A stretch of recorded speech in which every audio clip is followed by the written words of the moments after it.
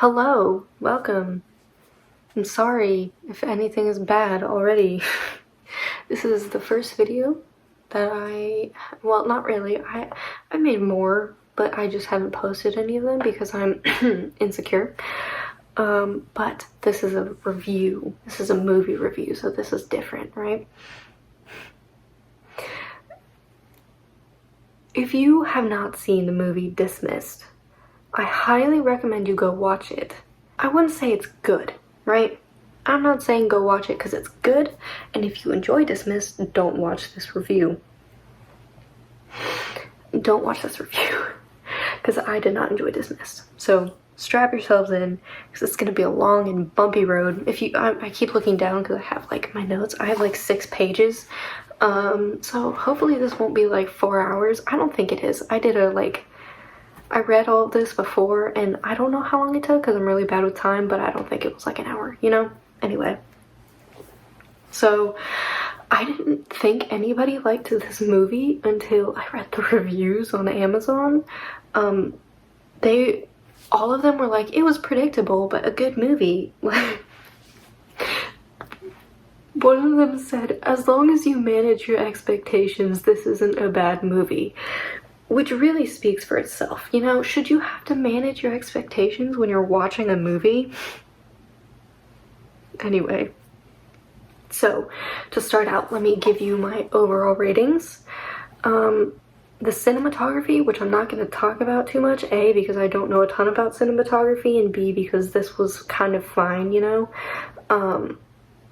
Except for a couple weird scenes. I would say it's like a 7 out of 10. The plot, a whopping 3 out of 10. Characters, 2 out of 10. Character development, or lack thereof, big fat 0. And then the acting is like a 6 or a 7. It wasn't that bad. The writing, you know, we'll get into it. The people in the review seemed to love the acting though. They were like, oh, everybody in this is such good actors. Han. Okay, anyway. I don't agree. I'm gonna try not to be super mean, but also, so let us commence. So first thing I'm gonna do is like talk about the movie, talk through the movie. I'm gonna say a lot, okay? I'm gonna describe the movie, and I'm gonna try not to talk too much. I really recommend that you go watch it yourself, especially because there are so many just absolutely bizarre lines that you should hear for yourself, and I can't get them all. So, the intro to the movie is a tape of a child making like different expressions in a mirror, and between each expression he like goes back to this neutral dead face, so he'll like smile, he'll say happy, you know, weird, kind of. And that's the whole intro. That's like the opening credits and stuff. So it starts with our protagonist, David Butler, who is a teacher, and he's teaching a very, very bored class because, you know, high school. There's only one girl paying attention. Her name is Becca. She's kind of important, not really. Yeah. Next is a shot of the chess club, also run by Mr. Butler. And I am really not sure why that scene is there, because it's only there for a second. And the next scene, like after a second of the chess club, is Mr. Butler and the chemistry teacher, who's named Mr. Sheldon, eating lunch. I'm sorry, my hair is just like... Anyway, so they're eating lunch, and Mr. Sheldon is talking about what's the point of being a teacher when, like, Google can teach it all. It has all the facts, and kids only want to Google stuff these days. And Mr. Butler, who is just the best teacher, you know, he's the good guy, TM says, yeah, Google may have the facts, but Google can't teach a lesson. Google can't teach a lesson, not the important ones. Not the important ones. Good guy, the teacher who cares when no one else does. Next, Mr. Butler is home with his wife and crying kid, baby, you know, whatever. Mr. Butler mentions that he's starting an application to be a professor, and oh my gosh, this man and his wife, you'd think they're strangers. They're supposed to be like this happy little family, and it's so stiff. The dialogue is just like, hello, wife, what did you do today? You know, it's like weird. It's weird. Next, shows him in his office trying to start his application. And it's so funny because I think this scene is like, it's trying to show him like sitting there for a long time trying to work on this application and having trouble working on it, but the only thing that happens is Mr. Butler walks in, he sits down, looks at his laptop and the prompt for his application, because he has to write an essay. Don't know if I mentioned that. He looks at his watch, closes his computer, stands up, and walks away. You know, things that pass time. The prompt, in case you were wondering, is what are personal qualities you believe make a good teacher? To be a professor, I don't know. I've never tried to be a professor before, obviously. So I can't say whether that is really what they would ask when trying to see if someone is a good fit for a position there. I would think it's like, how much do you know on this subject, you know? Who am I to say? Anyway, so we're back at school. By the way, if you think this sounds choppy, you're absolutely right. It is choppy. It's not my fault, it's the movie. It feels like a fever dream. You're moving from location to location to location, and you're getting bits and pieces of what's happening, and it's really disorienting. It's like not fun to watch. But this is where we meet our protagonist. The big, bad, mean old Dylan Sprouse, aka Lucas Ward. I know I'm looking down a lot. I'm sorry. I'm new to this, okay? Anyway, so Lucas Ward, to show that he is a good model student, he is the first one in class. And he brings Mr. Butler a glass apple. Okay, and I think he probably like explains why they like students, like how that tradition started of students giving teachers apples, because smart kid, model student, blah blah blah. And then he gives all of like the semester's work that he missed because he's new. I don't know if I mentioned that. He's new to Mr. Butler. And Mr. Butler was like, nah, you don't have to do that, it's fine, or you didn't have to do that.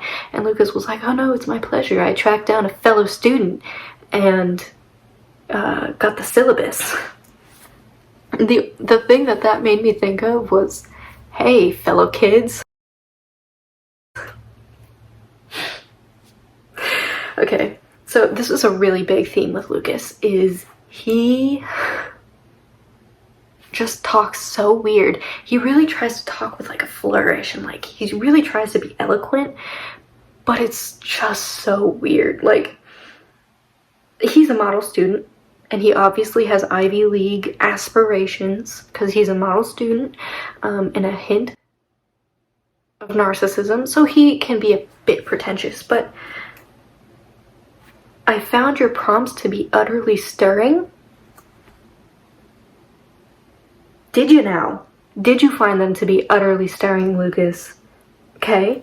Anyway, so because Lucas is new, Mr. Butler has him say a few things about himself to the class, which, is that a real thing? So I went to a public elementary school, and then 6th through 10th grade I was homeschooled for health reasons, and 11th and 12th grade I was back in public school. Throughout that entire time, and throughout homeschooling, I went to co-ops as well, which, if you don't know what a homeschool co-op is, it's where you go and you meet other homeschoolers, and there's usually like a mom or something who teaches a class and then gives you work for the week. And in all of my years of school, I've never seen a new kid stand up and talk about themselves. Never. Is that a real thing? It has to be, right? That's a trope. I've seen that throughout my entire life in movies, and I've never once experienced it in real life. Like, not me, but I've never seen anyone else do it either, you know? Is that a real thing? Anyway, So this is talking about himself. He's explaining himself. This one kid hits him with this sick burn and coughs loser. And Lucas gets so offended. And he's like, all right, I guess I'll just sit down now. And that's when he meets Becca, who's like, oh, I'm sorry, he's a jerk, you know, because Becca's sweet. That sounded sarcastic. She's pretty nice. And so she apologizes for him, and Lucas and her kind of hit it off, and so they go eat lunch together. You know, they're friends now. Becca is very impressed by Lucas's participation in class, too. That's a big thing. And she thinks he's weird, or she says, you're weird, and he's like, what? And then she's like, no, it's a good thing. I'm weird, too, because quirky friends, ooh-woo. Anyway. So, back in chess club. Lucas comes and joins because obviously he wants to go to an Ivy League school. He plays chess, obviously. And this is where we learn a little bit more about him. Not much, a little bit more. As Lucas and Mr. Butler are playing chess, he talks about how his mom died. And I think it was supposed to be like a cold, apathetic tone he said it in. And then he explained that his father didn't have much time for him because he's a workaholic, and we'll get to that later. And then he tells Butler that he wants to go to Harvard. And why does he want to go to Harvard? Because Harvard has the best of the best. And I quote, and there's no use in doing anything unless you can be the very best at it. You know, I relate, but that's something that we both should work on in therapy. That's such a childish mindset. Like, if you don't think there's any point in doing anything unless you can be the very best at it, then you're not going to want to do anything. Whatever. Anyway. So if you couldn't tell, Lucas is a big perfectionist. I don't think it's ever explained why he's a perfectionist or why he is the way he is, but whatever, maybe I missed it or something. And later on we see why his dad is a workaholic and an alcoholic. Back at the Butler household, Mr. Butler is praising Lucas to his wife, you know. He's talking about how Lucas needs a mentor and how he's not getting enough attention at home and he can be the real light in Lucas's life, you know. And his wife is like, yeah, cool, how's that application coming? And Mr. Butler was like, oh yeah, it's going great, even though he hasn't written anything down and he knows that. So he goes to work on it. And then Lucas is shown writing on a typewriter. And I say that because I really want a typewriter because I think that's so cool. But I think it's just because Lucas is quirky. And it's not important to the story, but I'm bored. They're back in class now, and bless, something mildly exciting is about to happen. Mildly. So they're back in class now. Lucas is getting aggravated because some kids are whispering in class. How dare they? And it's distracting him. Now, I have misophonia, so I kind of understand, except I don't get mad because I'm being distracted. I get mad because the sound is literally triggering my fight or flight. You know, little bit of a difference there, but after class, Lucas confronts this kid and he's like, yo, you shouldn't talk in class. Actually, he would never say that. And I quote, oh, I would never use such crude verbiage. So he confronts this kid and he's like, you shouldn't talk during class. And this kid is like, oh, what are you gonna do about it? And Lucas says, maybe I should jab my pen through your windpipe and staple your tongue to the roof of your mouth.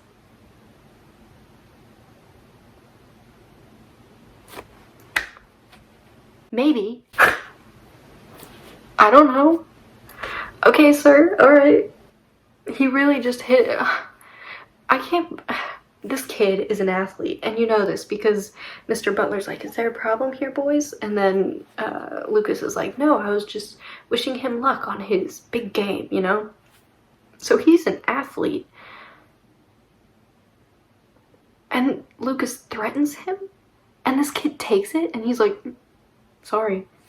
And then the next class, this girl's trying to talk to him, and he's like, shh, I'm paying attention. You know, like, you're really afraid of Dylan Sprouse. You're telling me you looked Dylan Sprouse, Lucas Ward, in the eyes, and you were like, homeboy's gonna hurt me. Like, you should, because he hurts other people. But also, you're like, okay. And also, what a weird threat.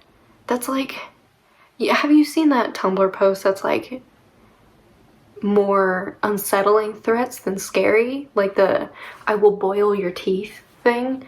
That's what that makes me think of. Next class, the kids go up to hand in their essays on some Shakespeare book that they were reading, and I really should have written down the book because the character is like important to the story, but I didn't because I didn't think it was important, and now that I'm thinking about it, I probably should have. But anyway, it's not that important. It's just like a metaphor.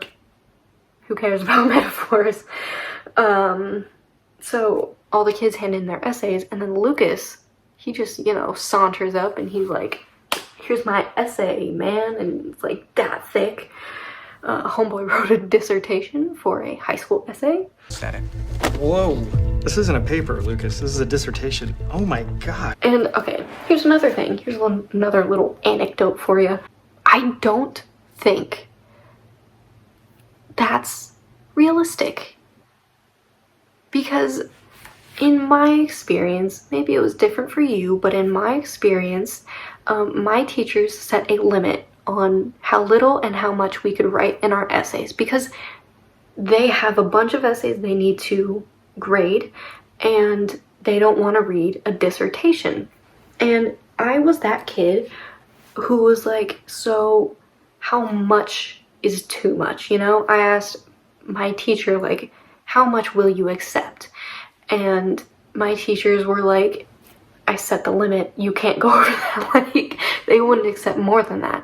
And so for Lucas to turn in an entire dissertation, I don't think that's realistic. Anyway, don't think a dissertation would have been accepted.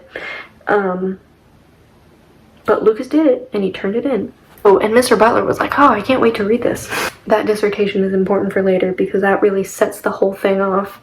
Now we're at chess club, and Lucas is doing very well. He wins a match, you know, blah, blah, blah, smart Ivy League, big galaxy brain guy.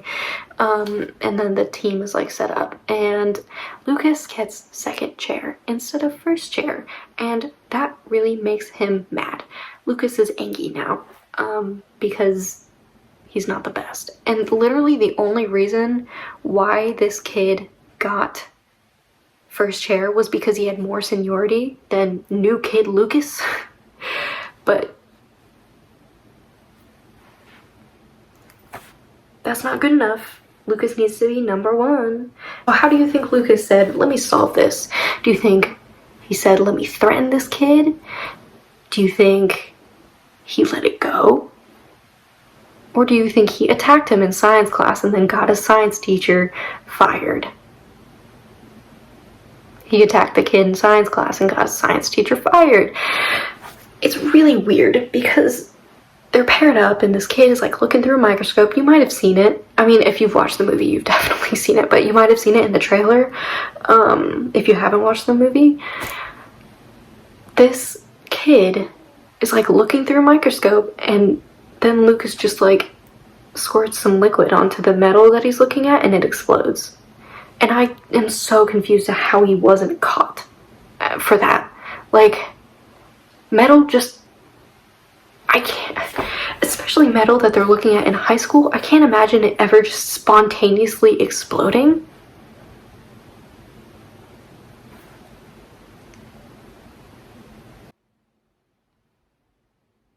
I can't imagine it ever just spontaneously exploding like that. And like, even if they were supposed to squirt the like liquids onto the metals and it was the wrong one, still, no one saw him do it? Not a soul? So, Mr. Butler approaches Lucas and he's like, hey, are you okay? Like, I can't believe that happened. And Lucas says, well, I'll get over it. I just hope I can lead our team to victory now. Inconspicuous. Oh, we're 20 minutes into the movie. Oh my gosh. I'm just like losing it. So Mr. Sheldon, the science teacher, if you forgot, lost his job probably because of a dumb Nirvana joke he made about lithium, which is my favorite song, and I would have fired him over it, but it was actually because of the explosion, obviously. Mr. Butler's like one brain cell is waking up now, and he's like, something's a little odd about this situation. And so Lucas gets his dissertation back, and oh my gosh, homeboy didn't get an A, he got a B. B plus? The horror. And Lucas is mad. You get a little peek into Lucas's mind when he's arguing about his grade with Mr. Butler because of good writing. So the character he's trying to defend is the villain of the story, and Lucas keeps trying to say, oh, he's the hero because he doesn't lie to himself, and, you know, he's the strongest character, and, you know, projecting.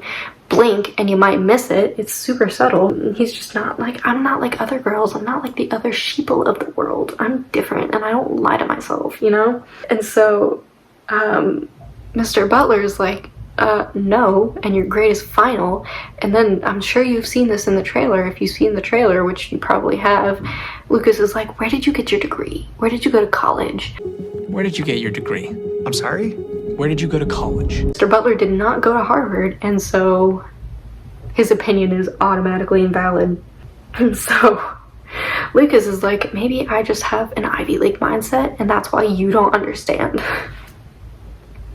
Can you imagine talking to a teacher that way? Oh my gosh, you're dumber than me because you went to Iowa State. Whatever he went to, I don't know. I have written here, remember, he wants to go to Harvard because he wants to be the best, and any other college other than Harvard is for idiots of the world, and Lucas is not an idiot. You would be the smartest idiot in the whole world. This moment is important because this, yes, this B on a dissertation is what starts the action. Yes. We are beyond 20 minutes in, and now is when the action begins. B plus? Lucas follows Mr. Butler home and watches him greet his wife and his kids, or kid, baby, and, you know, finds out that he's a family man or whatever. And the next morning, Mr. Butler, when he was going to go to work, finds his tires slashed. Classy Lucas, real classy. Obviously he doesn't know it's Lucas yet. I mean, not obviously, I would suspect it, but anyway. So his tires are slashed, so he has to ride his bike to work, which makes him late. So real good start to the day. And for some reason, I cannot remember why, he tells his class about his application to become a professor and how he sent that in that day. He didn't send it in yet. He brought it to school so the school could send it out. Don't know why he had to do that, but he did. And so there's that for you. And so he starts class, and oh no. The next thing is all of his pens for his whiteboard are out of ink. How spooky, how mysterious. It will remain a mystery of who did that. Then his lunch is gone, so he's just having a real bad day. So Lucas and Becca are talking during lunch. Here's my doggy. Hey, come back. If you could hear her jumping, I mean, that was my dog. Yeah.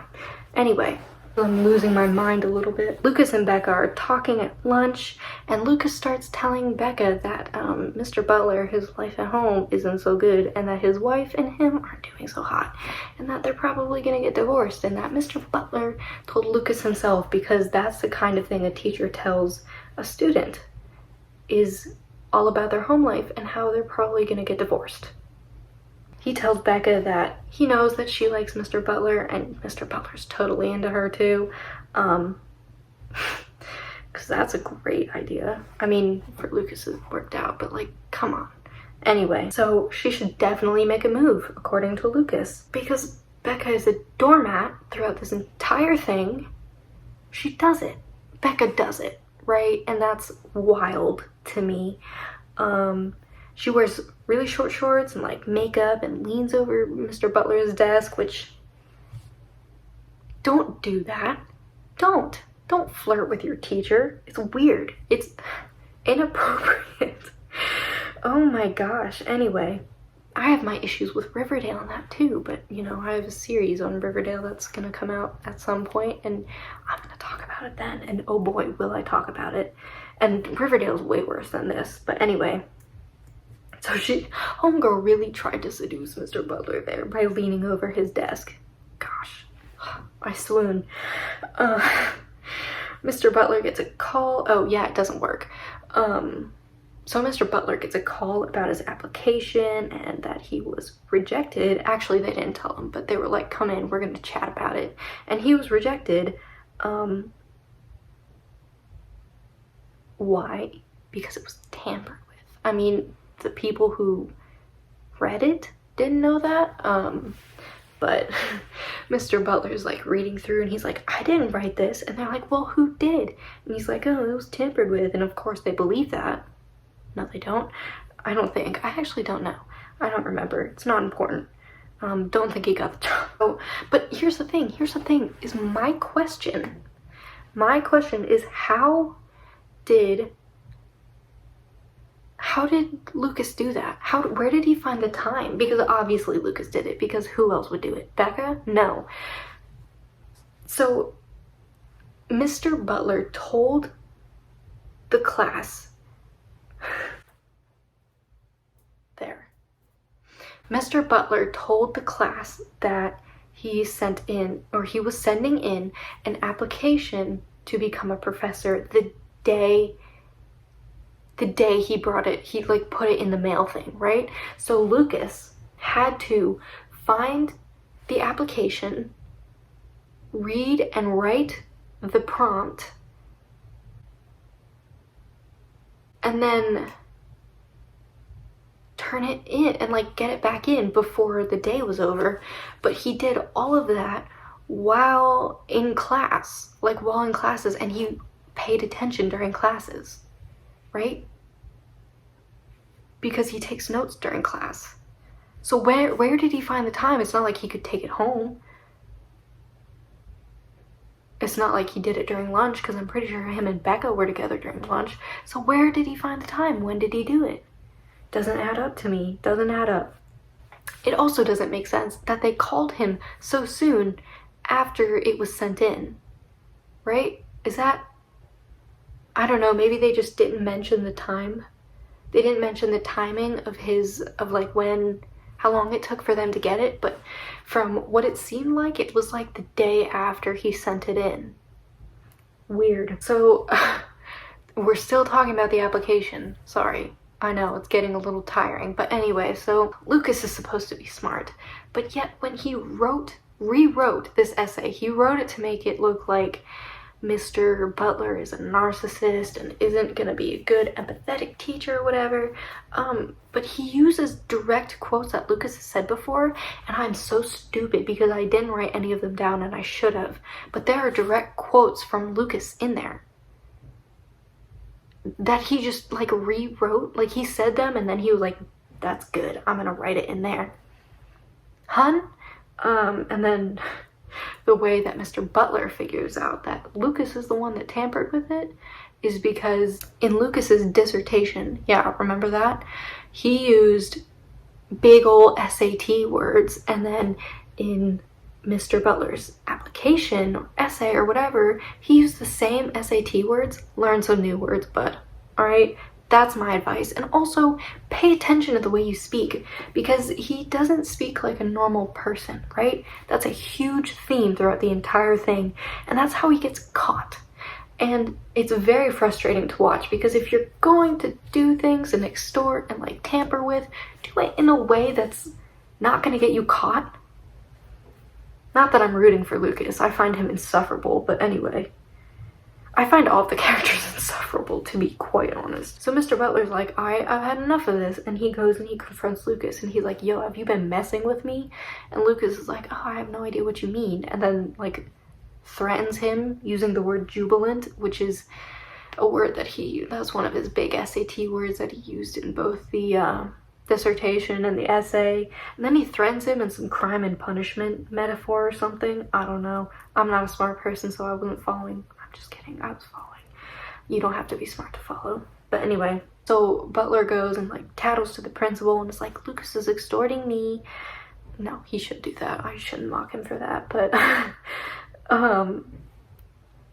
Lucas has a clean record And so the principal's like, no, there's no way. You're just feeling threatened because, you know, he's so confident. And because that's something a freaking principal would say to their employee. And since that was a dead end, Mr. Butler went and talked to Mr. Ward, Lucas's dad.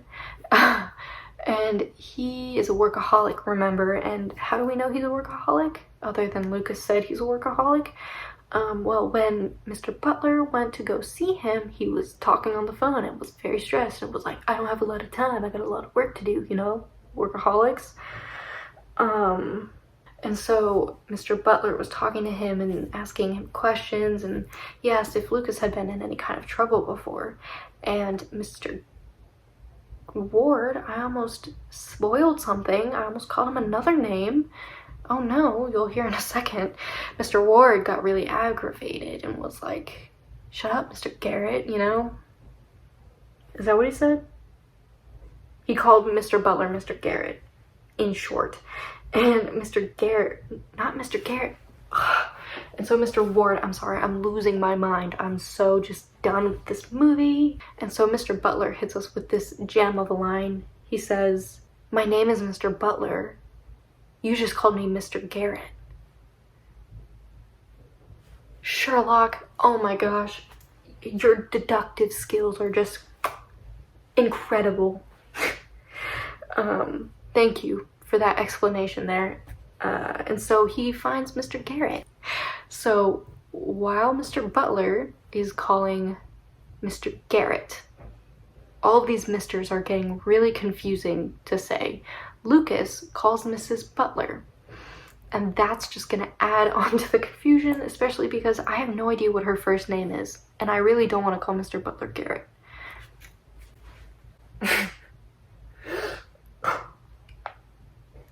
No, I do not want to call Mr. Butler Garrett because that's not his name. I don't want to call him David. His name is David Butler. Oh my gosh. So, Lucas calls Mr. Butler's wife there, claiming to be a kid named Sam, and he's like, oh, Mr. Butler wasn't in work today, I hope he's doing well. And so Mrs. Butler was like, oh my gosh, what's he doing? Is he cheating? Because that's everybody's first assumption when they hear that their husband was not in the place that they said they were going to be. That's actually pretty reasonable, but also I'm pretty sure he was, and Lucas was just lying. I feel like she could have just asked him that, but no, she had to be cryptic about it. Mr. Butler gets home, and Mrs. Butler's like, so where have you been? And, you know, is being all weird and, like, you know, just really annoyed because she thinks he's cheating, and he's oblivious. And then Mr. Garrett calls, and he's like, yo, let's meet up.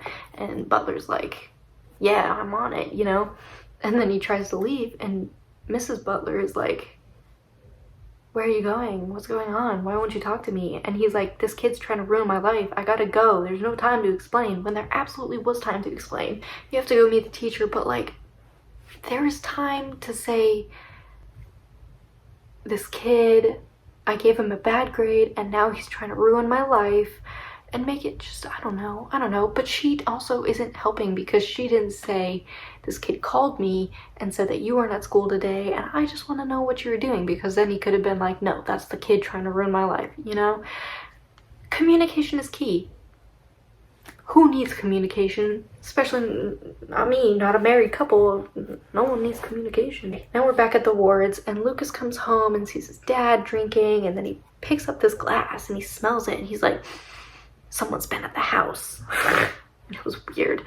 And Mr. Ward is like, oh no, Lucas, everything's fine, stay away from me, everything's fine, because he's terrified of his own child. Now we're back to Butler, who is with Mr. Garrett. And this was so weird, okay? So they are in a like booth at a restaurant or something, some fast food place, and they don't show Mr. Garrett's face until halfway through the scene. And it's so bizarre because it's just a close-up of Mr. Butler's face while Mr. Garrett's talking. It's like, what I thought we knew Mr. Garrett from before. Like, I thought we had seen him before, and so they were trying to conceal his identity until this, like, reveal, and then you see him and you're like, oh my gosh, it's him. But you know how movies do that, like The Incredibles did that, and like, you saw Buddy when he was little, and then he turns out to be Syndrome when he's older, and he's monologuing, and then it shows his face, and you're like, oh my gosh, it's that kid from that thing. And then, you know, Mr. Incredible's like, oh my gosh, you're that kid from that thing. You know, it's like this big moment. I thought that's what they were doing, because Mr. Garrett was like monologuing, you know, he was talking about what had happened to him, and they were just showing a close-up of Mr. Butler's face. And then it showed him, and it was just this new guy, and I was like, that was weird. So anyway, Mr. Garrett explains that Lucas extorted him because he gave him a bad grade, probably not even a bad grade. He gave him a B, which is not a bad grade. B plus? Okay, so what happened to Mr. Garrett is Lucas paid an old friend of his to come get him to do drugs in his house. So Mr. Garrett, the old friend, did drugs, Lucas filmed it, and then, you know, used it against him. And this dude gave in because he didn't want to lose his job over some drugs. And then Mr. Garrett made a bold claim. He said, Lucas is a psychopath. No way. Oh my gosh. Okay, I'll talk about this later, but here's the thing, is that the psychopath thing was really lazy. It was so just not done well. It was not done well. It seemed like a cop-out for the reasoning behind why Lucas was doing all this, because there really was no reason. But I will get into that later. So, 50 minutes in, I have a headache. Lucas gets his report card, and for Mr. Butler's class, he gets a big ol' F. Plus? F in the chat, boys.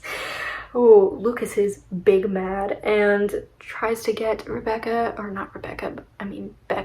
to seduce Mr. Butler again. And, you know, she's like, heck yeah, I'm in love with this man. Let me go seduce my own teacher, you know? And then Lucas films it, because of course he does. Patterns. And Butler rejects her again. Becca's sad because she was rejected, and Lucas is like, no, you can't give up.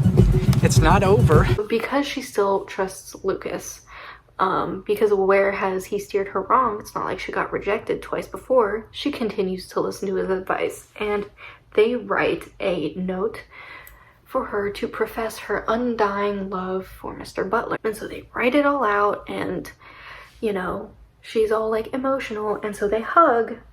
And Lucas has like a seizure while hugging her. And it's really weird, because I'll insert a clip if I can, if I find it.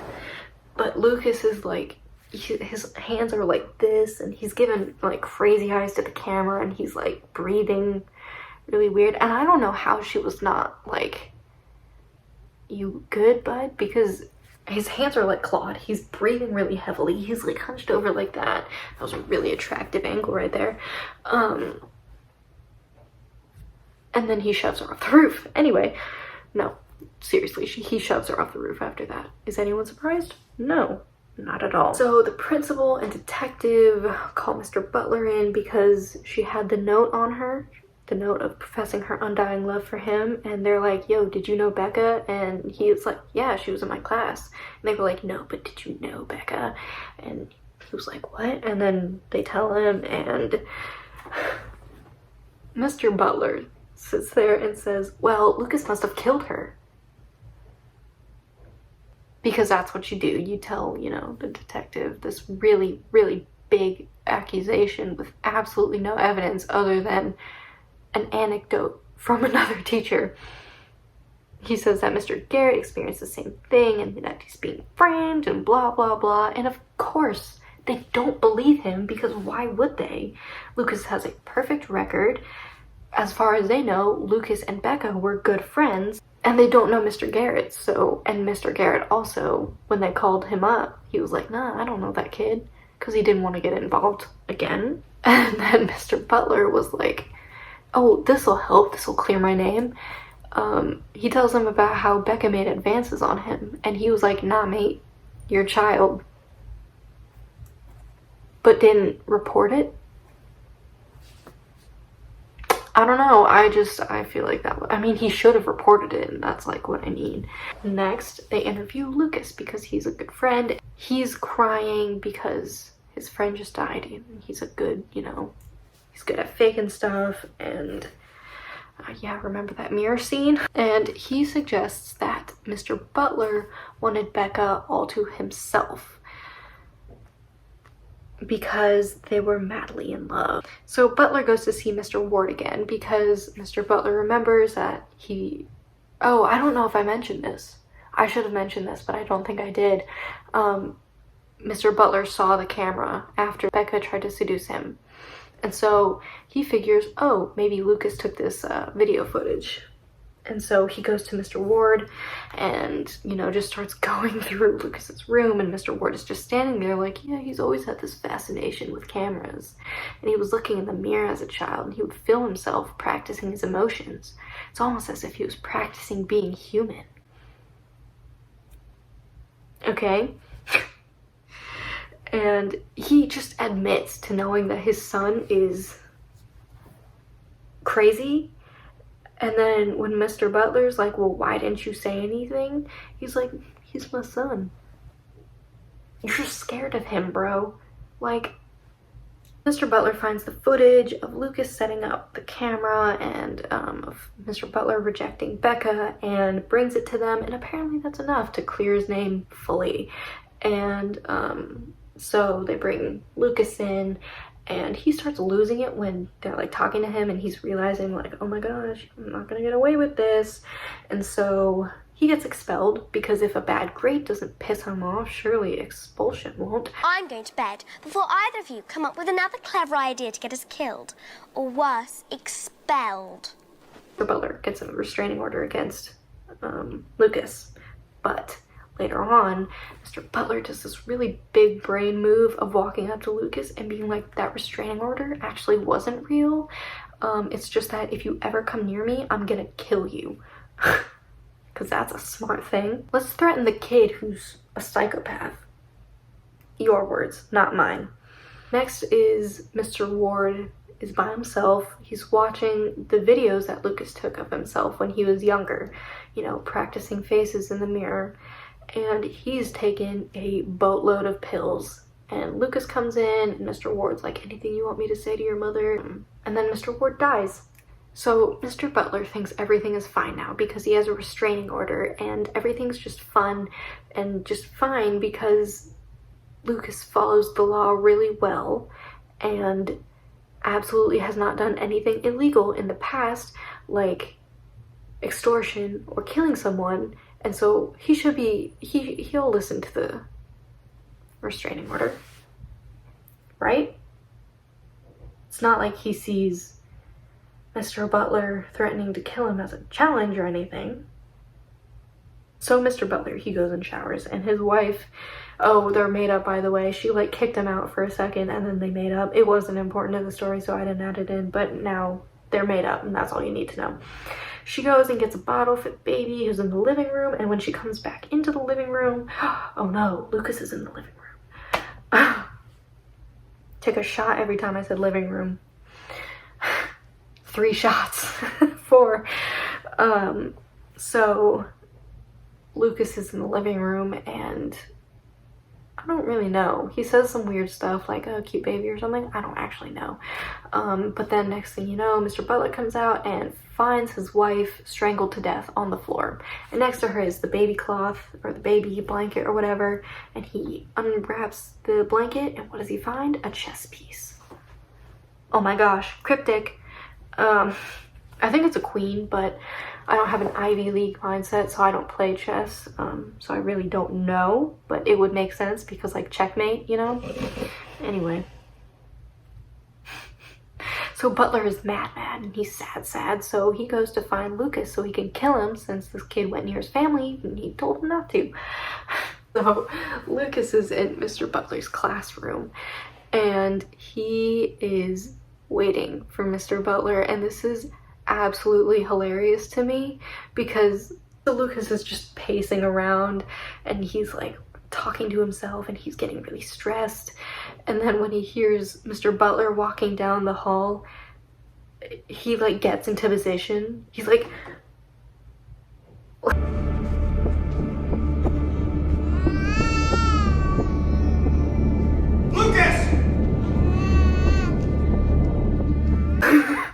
it was so funny. It was like, have you seen that Vine? I think it was Danny Gonzalez.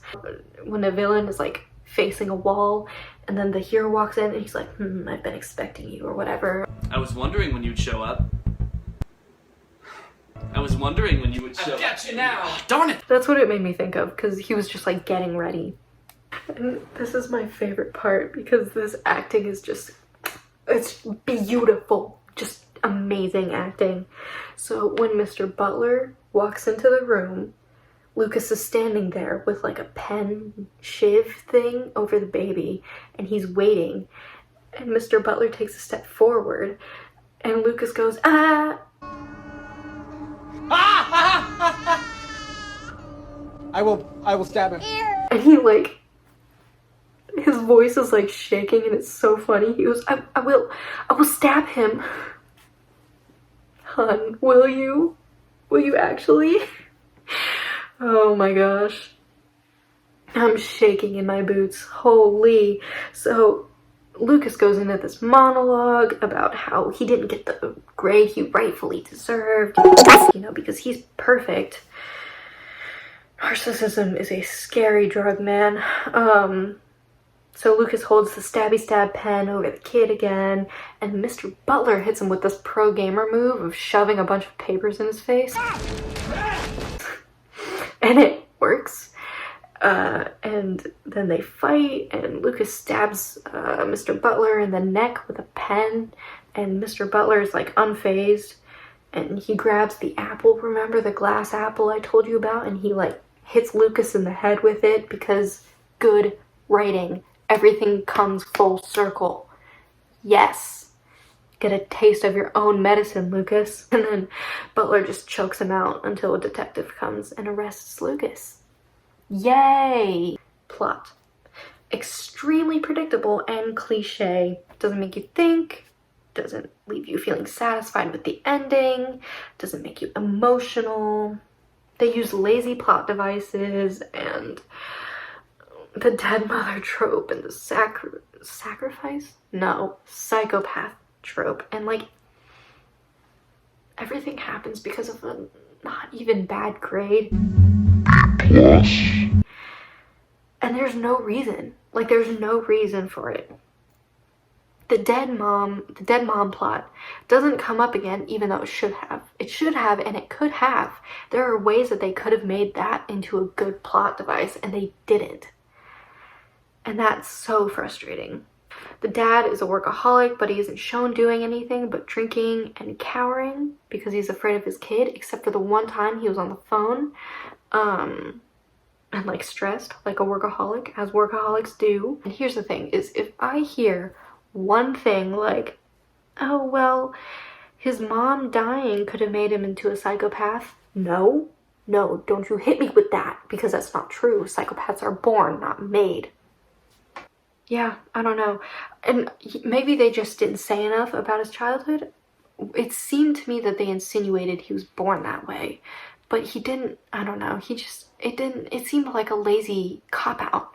The psychopath, I need to not overanalyze. It's not important because it was a cop-out. That entire psychopath thing was just a cop-out. It was a reason for him to do the things that he wanted to do. And the thing is that there are other reasons for, like, they could have given reasons for why he was such a perfectionist, but they didn't. They didn't, and it's weird, you know? Hey, so as I'm editing this, I realized I didn't mention, I've seen a lot of people say that, oh, Lucas obviously has OCD, and that's where his perfectionism stems from, and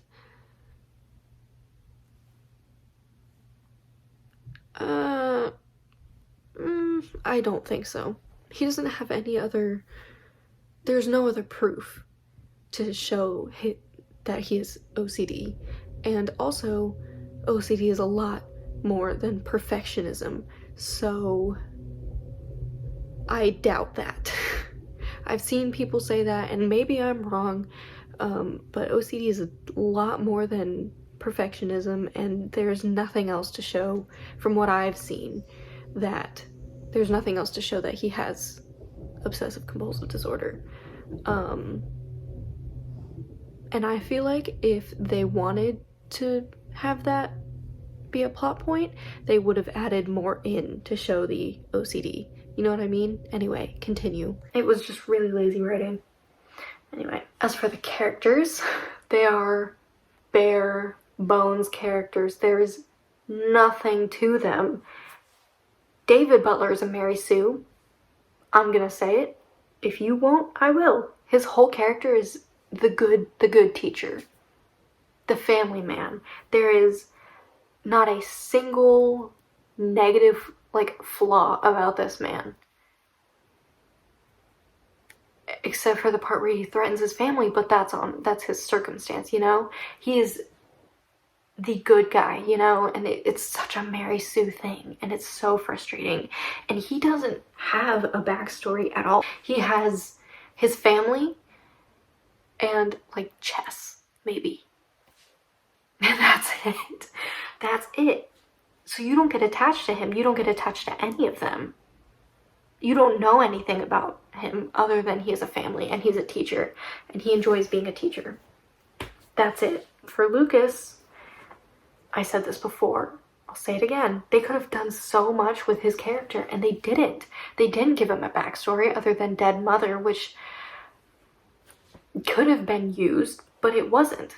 It was just something for him to be apathetic over to show that he is a psychopath. Whatever. What's the point? What's the point of his mom dying? You know? Because his father was depressed, but his father seemed like an alcoholic because he was afraid of his son, you know? An alcoholic and a workaholic. I shouldn't call him an alcoholic, but he does drink a lot. I think he does. I think that's mentioned. I shouldn't call him an alcoholic though. It just seemed like another lazy plot device. Everything for Lucas's background, everything for his story is lazy. And here's the thing, is you can do things that are tropes and do them so they fit, you know? So if they wanted Lucas to be a psychopath, and this is gonna sound terrible, but I know that a TV show has done it before because The End of the Effing World did it, you know? I'm James, I'm 19, and I'm pretty sure I'm a psychopath, you know? Whatever. That wasn't a British accent, I swear I can do a British accent. Anyway,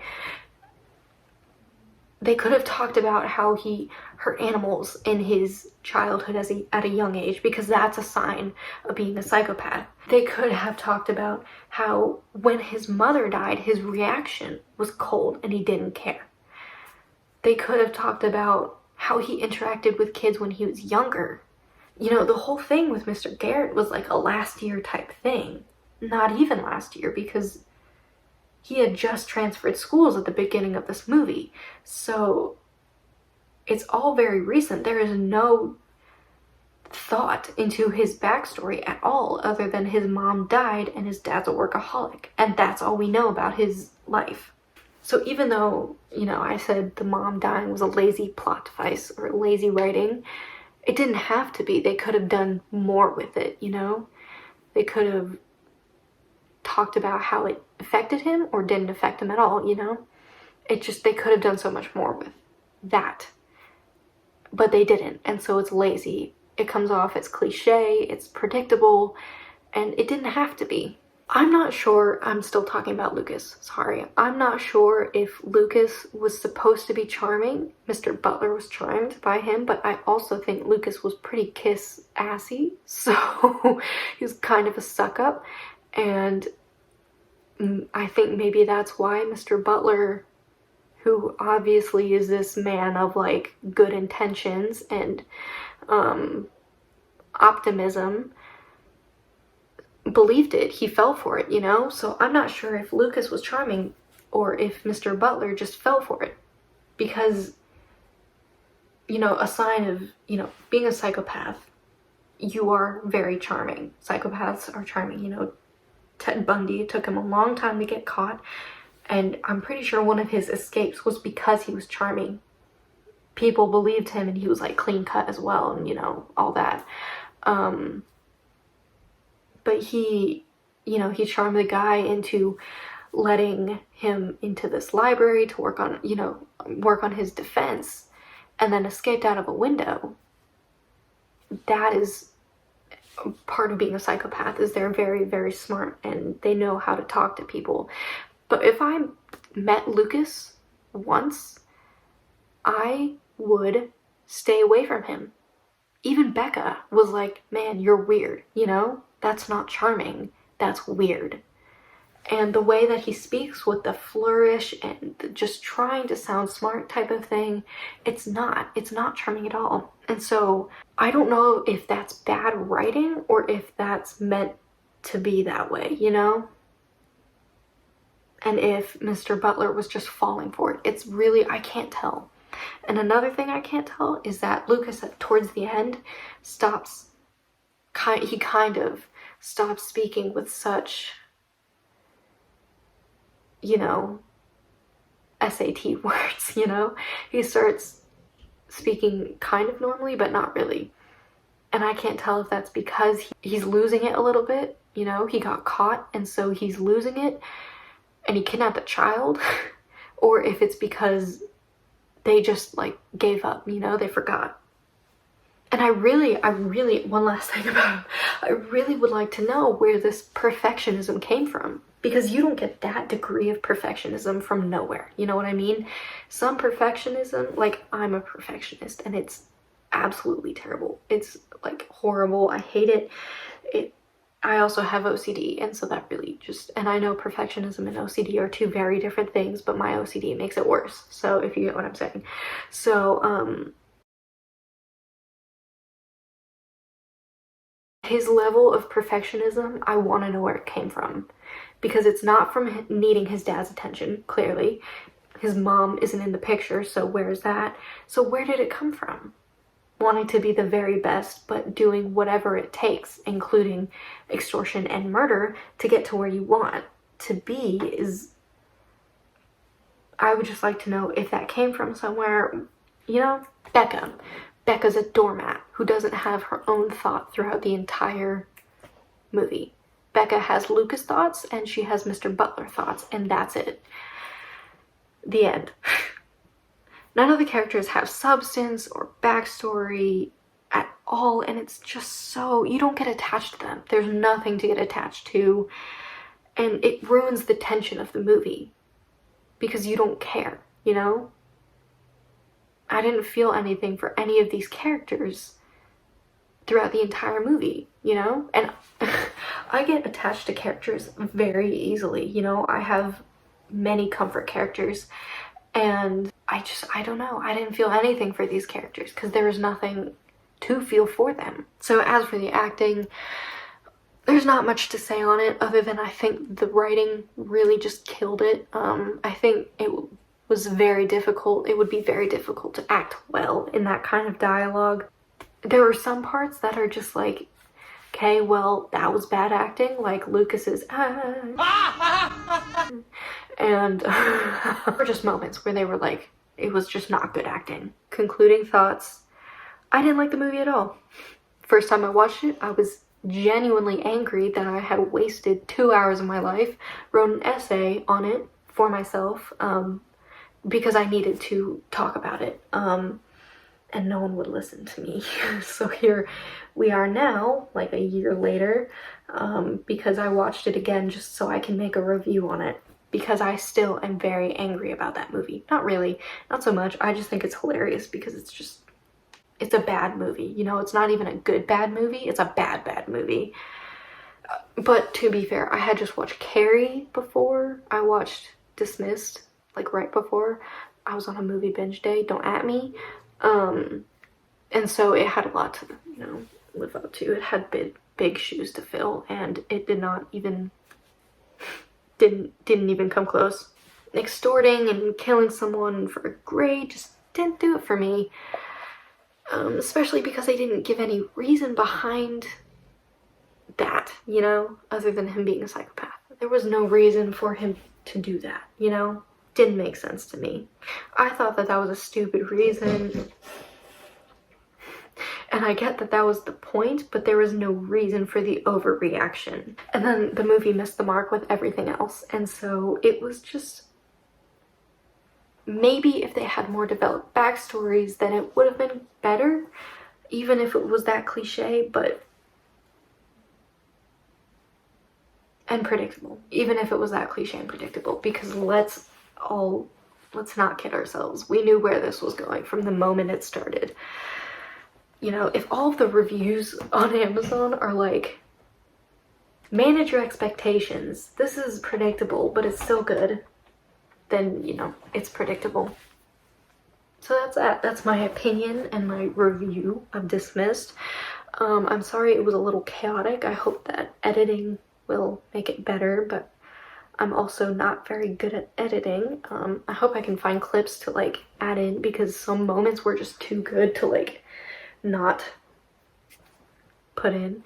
And I really hope, I recommend that you watch it, just because there are so many juicy lines that what's his face says, and just bad acting moments that you should just see. I'm not sure how long this will be. I really hope it's not long, and I'm saying this so I will actually do it, but I also know that I'm gonna do it because I have watched Riverdale so many times and I have so much information on it that I need to expel out of my head because it's useless and it's taking up space. So I will have some reviews of Riverdale, and it's gonna seem a little extensive. It's gonna seem like a lot because I'm probably gonna go episode by episode, or like a couple episodes to review, like one by one, but also there's so much to say about it that I need to talk about it. So that will be coming at some point.